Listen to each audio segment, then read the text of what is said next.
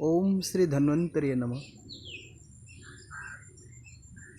आयुर्वेद दर्शनर आज एपिसोड्रे आमे जानिबा एक अति दुर्लभ औषधीय वृक्षर उपकारिता,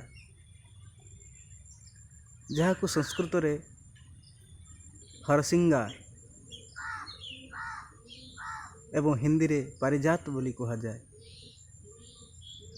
उड़िया रे एहाकू सेफाली बा गंगशिउली बोली कहा जाए। गंगशिउली नामर यह ओडिशार पुरपल्ली रे सुपरिचित। यह एपरी एक अति दुर्लभ औषधीय वृक्ष जार महिमा स्वयं पुराण रे मध्य देखा मिले। पुराण वर्णित एक कहानी जो स्वयं भगवान श्रीकृष्ण सत्यभामा स्वर्गरु यही औषधीय वृक्षटी को पृथ्वी को आनी।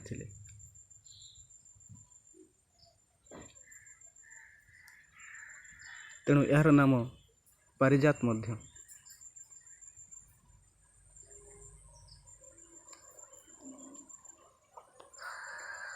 यही वृक्ष विषय रे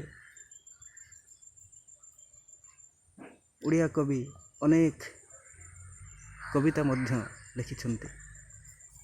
सेथि मध्यरु शेफाली प्रति अन्यतम।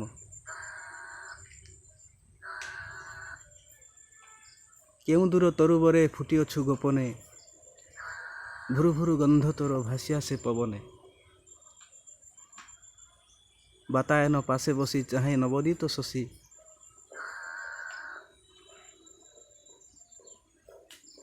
यही शेफाली गंगशिउली। इसको हिंदी में रात रानी भी कहते हैं। हिंदी रे यह को रात रानी बा नाइट जस्मिन मध्य कहा जाए।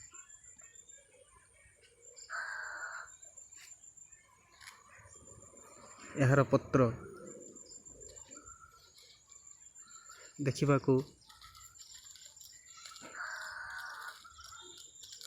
अति सुंदर।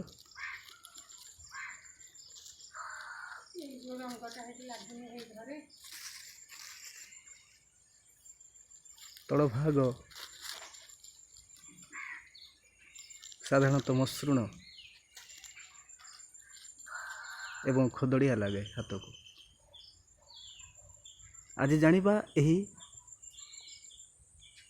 नाइट जस्मिन पारिजात बा हरसिंगार औषधीय उपकारिता। समस्त प्रकार ज्वर रे यह रामबाण औषध। सी जो प्रकार भी ज्वर हो,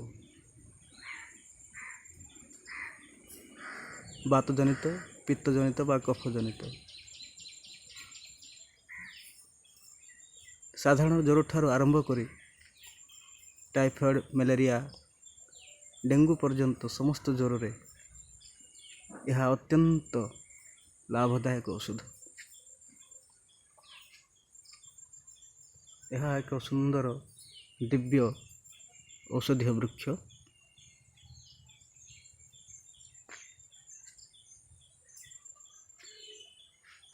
यही वृक्षर पत्रर काढ़ा पत्र को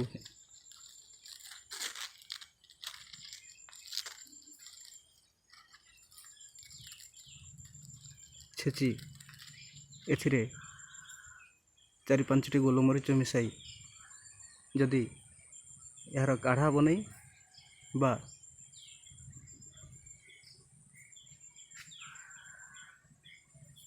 छोट छोट गुड़ी बनै सकाळे एवं संध्यारे खाली पेटरे रोगी को दिया जाए, ताहले मलेरिया ज्वर रे अत्यंत लाभ मिलता है।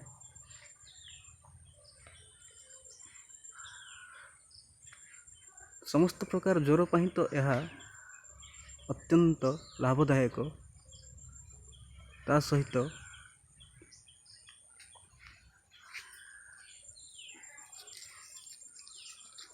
ଏହା ଆର୍ଥ୍ରାଇଟିସ୍ ପାଇଁ ମଧ୍ୟ ଅତି ରାମବାଣ ଔଷଧ। ଏହାର ପତ୍ରକୁ ଯଦି ଆପଣ ଖାଲି ପେଟରେ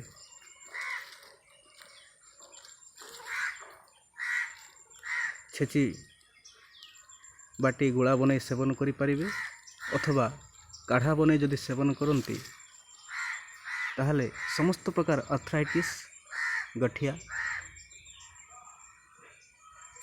ସନ୍ଧିବାତ, ସମସ୍ତ प्रकार जॉइंट से जो पेन हुए, जॉइंट्स पेन, जोड़ों में दर्द, जॉइंट्स पेन बा आर्थराइटिस यह एक रामबाण औषध।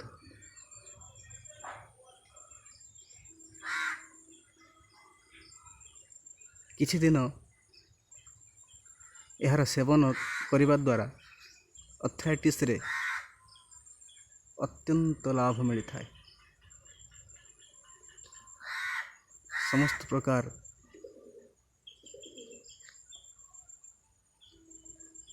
जॉइंट्स पेन रो मुक्ति मिलता है।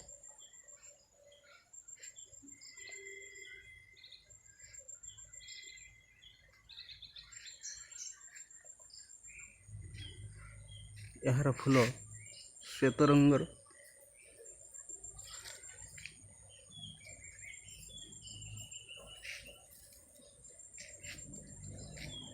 श्वेत रंगर फूल अत्यंत सुंदर।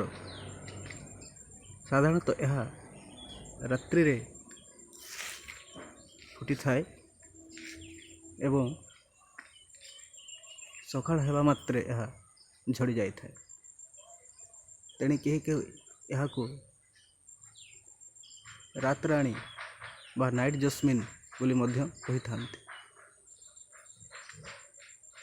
तेबे एहीपरि एक दुर्लभ औषधीय वृक्ष को निज बाड़ी बगीचारे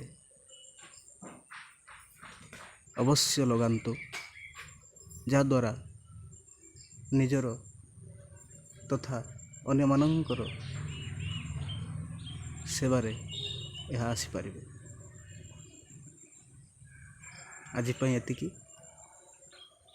एहिभली अनेक स्वास्थ्यवर्धक दुर्लभ औषधीय वृक्ष, पौधा, वनस्पति विषय जानिबा पई आम औषध दर्शन एवं सरल उपचार चैनल को लाइक एवं सब्सक्राइब अवश्य करंतु।